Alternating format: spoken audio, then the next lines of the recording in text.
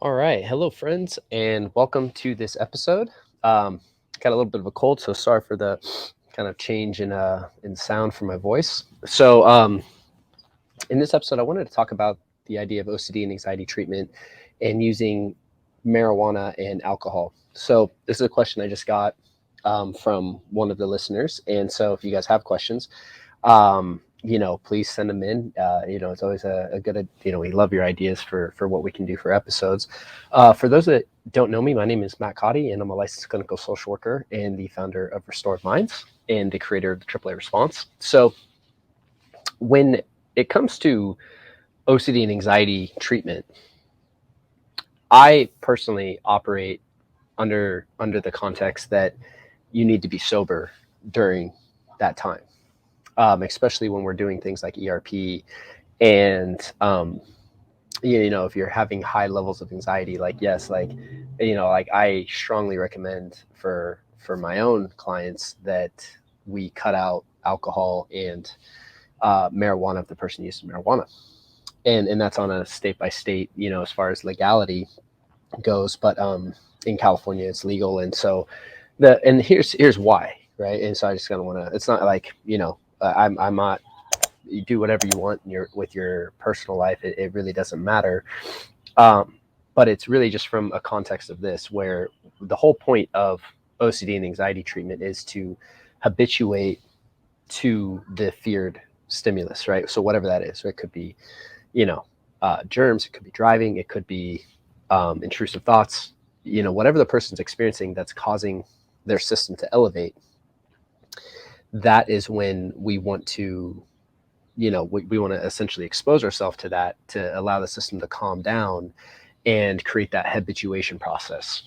And, we do that through removing all the compulsive behaviors. Now, if you're using alcohol or marijuana or any other substance for that matter to alter your internal state, there's a problem, right? Because if you get triggered and you get anxious, well, you're going to feel, and if you know that alcohol or marijuana lowers you down to where you like or makes you feel better and it creates that kind of instantaneous shift, you're going to be drawn to run to that in the future. It's conditioning, right? It's the dopamine response, right? It's like if you're anxious and you know that if you have a few drinks, you feel less anxious, naturally the next time you feel anxious, you're going to, want to drink. It's just going to drive you because you're going to get that result.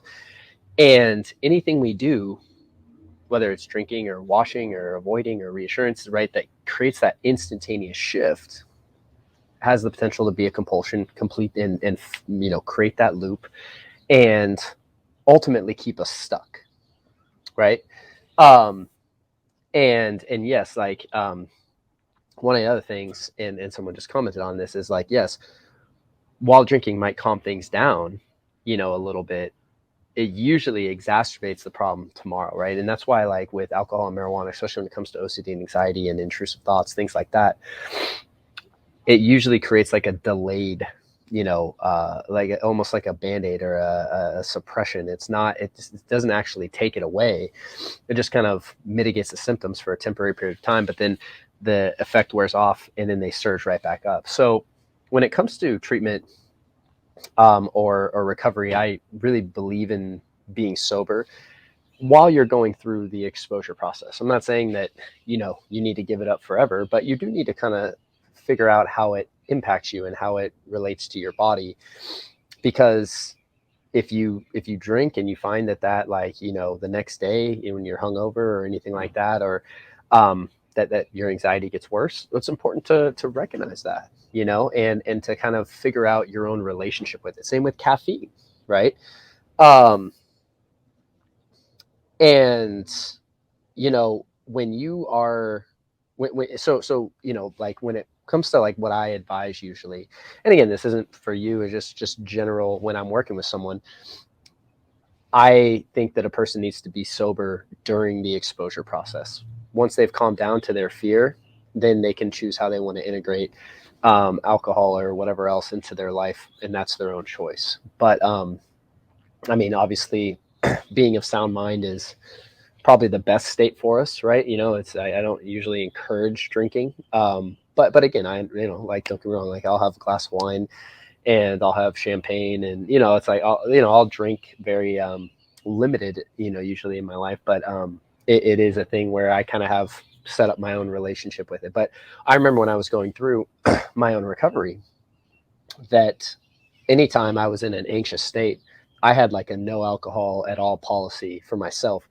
because I knew that it had the propensity to become dependent or addictive, because it could create that shift. So that's just me, is that I've never used it as a coping mechanism, but I know many people do, and I wanted to talk about that because it can take that edge off for sure. That's why people use it, right? So if it's something that you're wondering about, I would say, you can always consult your doctor, your therapist, or whoever. But as a general rule, whenever I'm working with someone, especially my coaching program, on a one-on-one, it's usually, hey, we want to be sober, right? Essentially, especially for like if you get really triggered, we don't run off to alcohol or marijuana or anything that's going to create that immediate shift, because that's going to fill that loop, reinforce that fear, and actually keep you stuck over the long run. So I believe alcohol and marijuana can absolutely be compulsive and used compulsively, and especially when we're talking about dealing with our emotions.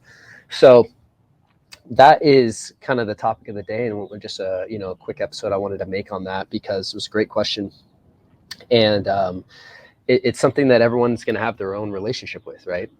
And you're going to have to figure out what really works for you and what is best for you. So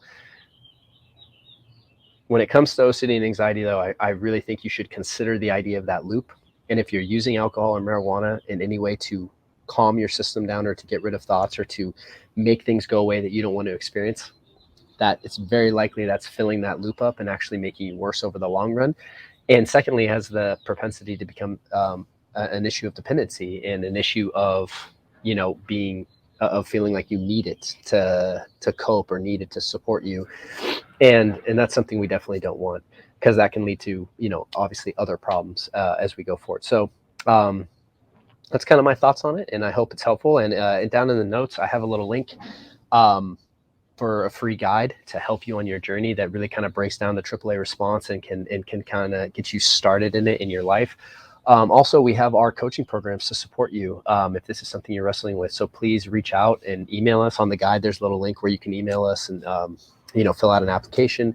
And then we also have various platform programs to help you. So wherever you are in the world, wherever you are in your journey, Restored Minds is here to help. And with that said, I wish you guys a great week. And I think we'll continue this topic moving forward this week.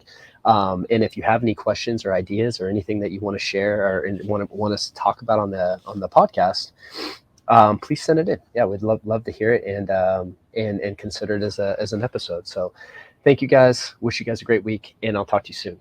All right, bye. Thank you so much for watching that video. And so if you're struggling with OCD and anxiety, I just wanted to let you know that we have a free training for you over at Restored Minds, where you can start learning how to use our AAA response to really break out of that loop and ultimately take back control of your life. And all you need to do to access is just click the little link below, and you'll be taken to a page where you can register today. Thank you so much.